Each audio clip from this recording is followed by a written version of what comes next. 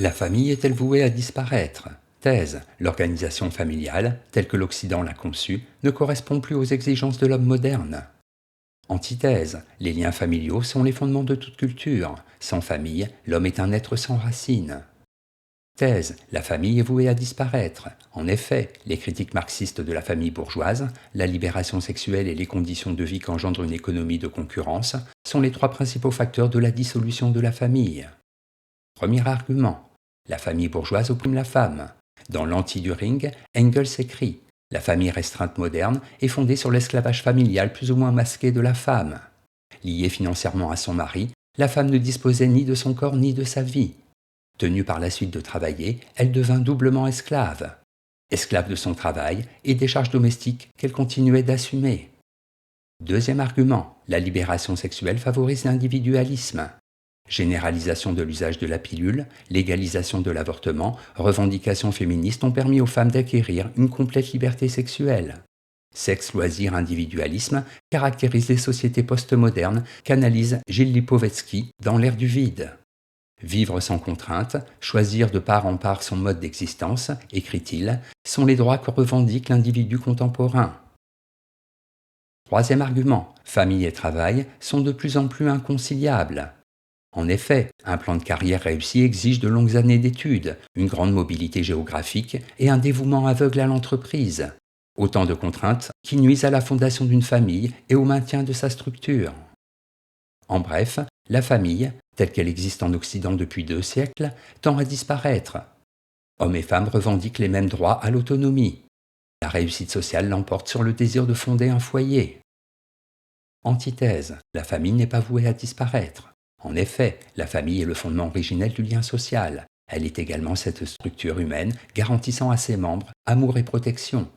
Qu'elle disparaisse, et c'est la société tout entière qui se dissout. Premier argument, les liens familiaux sont originaires et fondamentaux. La plus ancienne de toutes les sociétés et la seule naturelle est celle de la famille, écrit Rousseau dans Du contrat social. Partant, il semble difficilement concevable qu'on puisse sans elle socialiser le petit homme.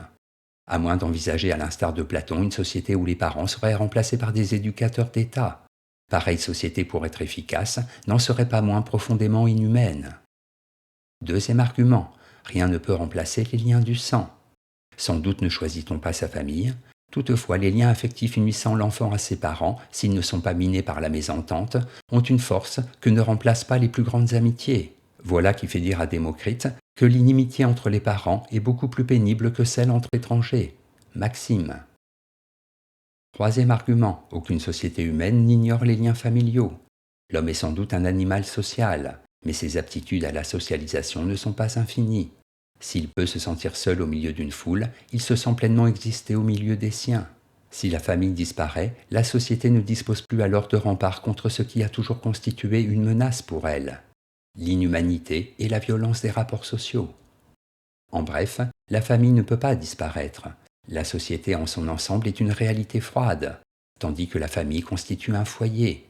Elle sera toujours le modèle initial de toute relation sociale authentique. Synthèse. Il serait vain de nier l'évidence. Dans les pays occidentaux, il existe de plus en plus de familles dites monoparentales. Le nombre des divorces est en augmentation constante depuis le début du siècle. Réussite sociale, argent, consommation, mais aussi chômage et concurrence sont autant de facteurs qui conduisent soit à préférer le travail à la famille, soit à renoncer à en fonder une par peur de l'avenir. Que la famille de demain ne ressemble plus à celle d'hier, c'est une chose à laquelle on doit s'attendre. De même que les mœurs évoluent, les relations familiales évoluent. Ce que, en revanche, on doit craindre, c'est la disparition complète des liens parentaux.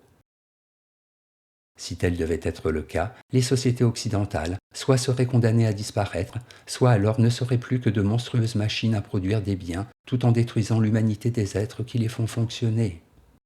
Note et commentaires. Famille. La famille, telle qu'on la conçoit en Occident, n'est absolument pas un modèle universel. S'il n'existe aucune société humaine qui est ignorée, qui ignore les liens de parenté, il existe en revanche une grande diversité dans la manière de concevoir ces liens. En témoigne l'organisation sociale des sociétés archaïques existantes ou ayant existé. Pour tout ce qui touche à l'organisation de la famille et à l'harmonisation des rapports entre groupe familial et groupe social, les Australiens, arriérés sur le plan économique, occupent une place si avancée par rapport au reste de l'humanité qu'il est nécessaire, pour comprendre les systèmes de règles élaborés par eux de façon consciente et réfléchie, de faire appel aux formes les plus raffinées des mathématiques modernes. Claude Lévi-Strauss, Race et Histoire.